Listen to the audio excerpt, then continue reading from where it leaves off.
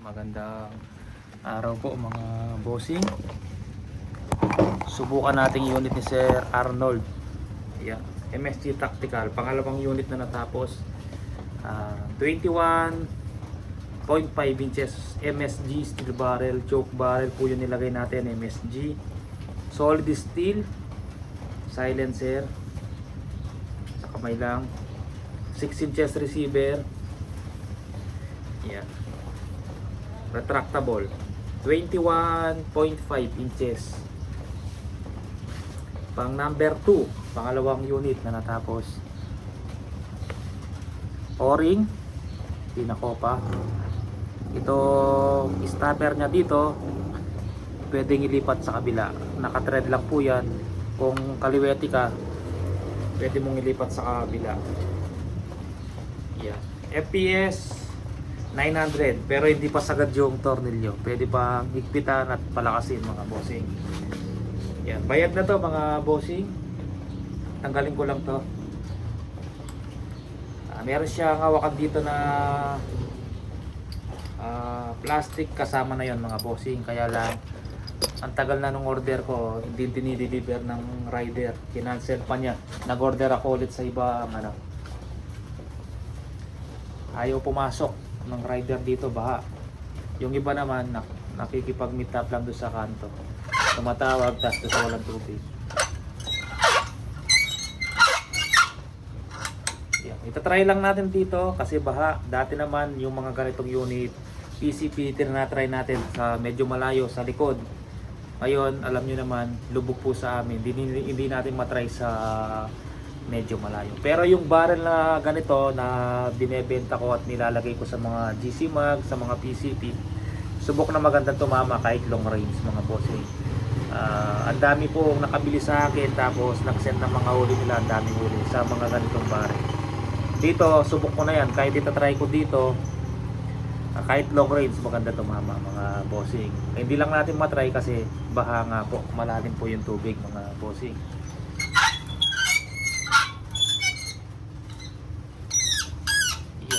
Kaya puro ganitong barrel na po yung ina-out ko pag magandang klase.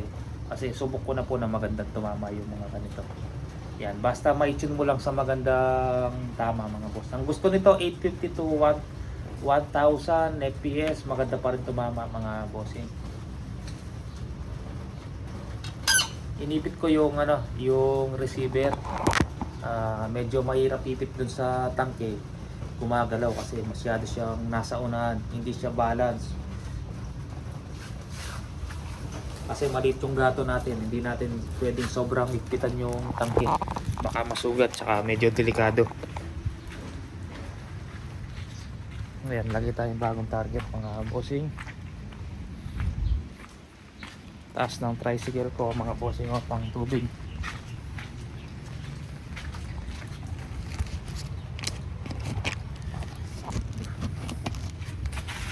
Ayan,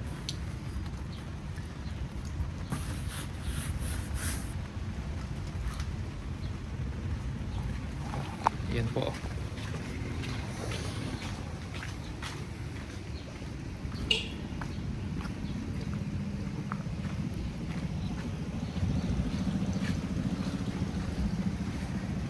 Saktong higpit lang. Dapat dahan-dahan lang tayo dito, baka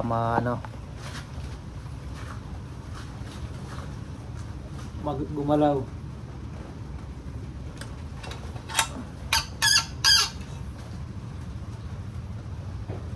Magalaw pa siya ng konti. Dahan-dahan na lang mga bossing. Mature tayo mga bossing. Hawak na lang tayo dito para pag kinasa. 1,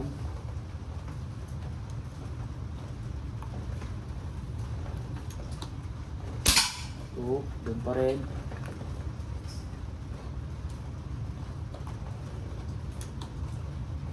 3, dun pa rin.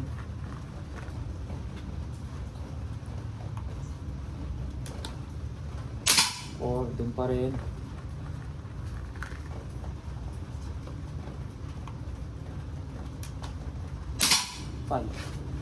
5 shots Sir Arnold. Yan, medyo yung pang ano, humiwalay ng konti, yung pang 5. Pero yung 4, dikit-dikit. Yan, pliers lang siguro yun, sir. Ayan, ang liit ng 4 to. Tapos humiwalay pa yung pang 5. Yan, pasok pa rin pala sa intuturo yung isa.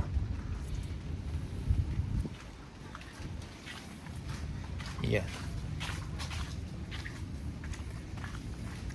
Yung mga ibang sumasali sa competition, tinitimbang po kada pellet. Yan, masiselan po kasi yung ano na sumasali sa competition. Kada isang pellet tinitimbang. Pag magkakamukha tapos meron medyo gumaan, bumigat, inaalis nila yon kasi pag may magaan, mas mabigat, umiiwalay po talaga mga bossing. Nag-iiba. Yun yung tinatawag na pliers. Kagaya nung isa, 4 sunod-sunod. Baba natin konti. Puro doon tapos may isang pliers. Sa pellet po yun mga bossing. Pag pangit tumama, una, pangalawa, pangatlo, iba-iba na po yun mga bossing.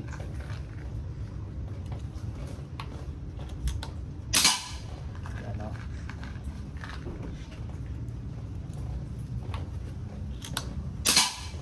Yan, di na gumalaw oh. 3 shots. So yan oh. Pag pangit yan, una, pangalawa, pangatlo, pangit na talaga. Pero yan, pangalawang try natin, hindi na gumalaw. Habang tumatagal, gaganda pa yan pag nawala yung talim. Yan o, liit o. Pellet to pellet. Napasok ko yung tuturo. Ayaw pa lumabas. Pag nilabas natin yan,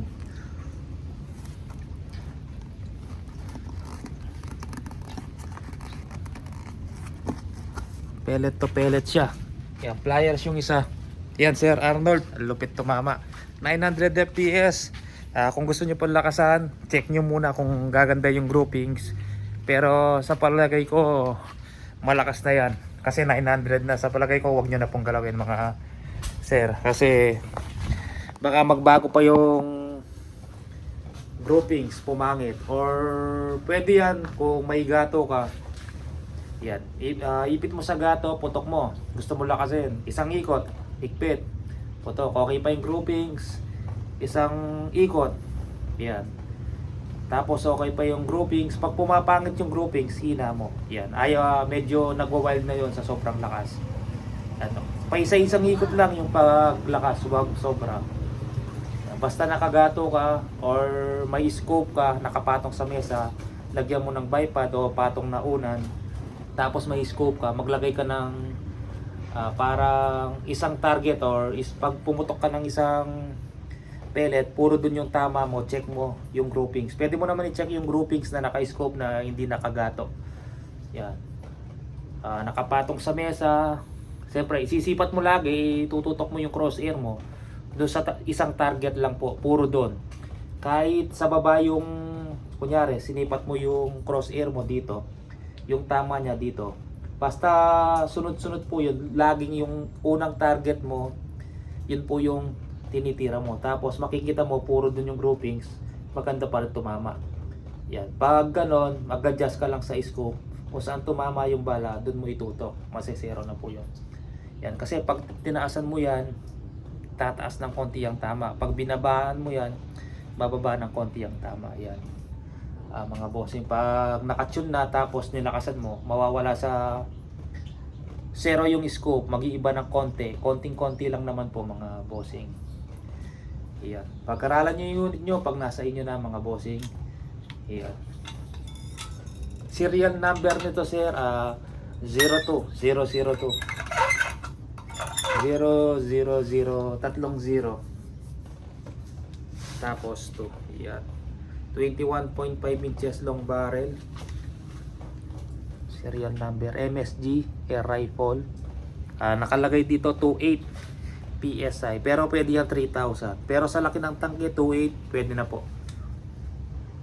Pag hindi ginagamit, at least mga 1.5 para hindi po stress yung regulator, yung tangke, relax lang siya. Mga 1.5 stock mo. Kargaan mo na lang 3,000 or 2.8 pag maghahunting ka na.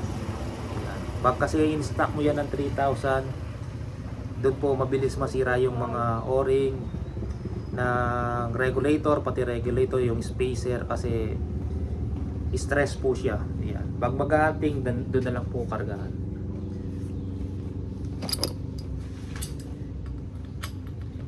Ayan. Pasunod ko na lang yung plastic dito na hawakan, sir.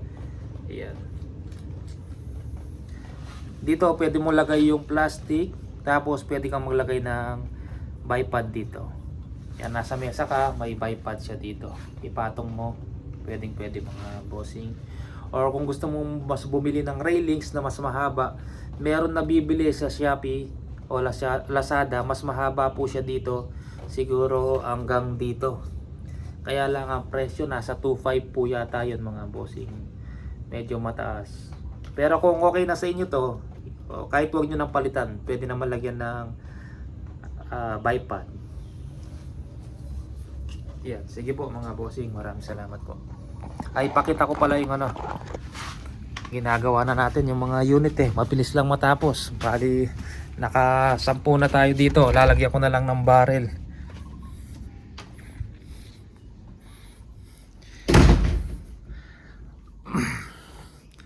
Ito mga bossing, iyan iyan, 9 pieces na po yun nabubuko. I-check muna natin kung may singaw or wala, tapos tsaka natin lagyan ng barrel. Mabilis lang po matapos kasi kompleto na po yung mga gamit nito. Barrel, ilalapat ko na lang yung silencer.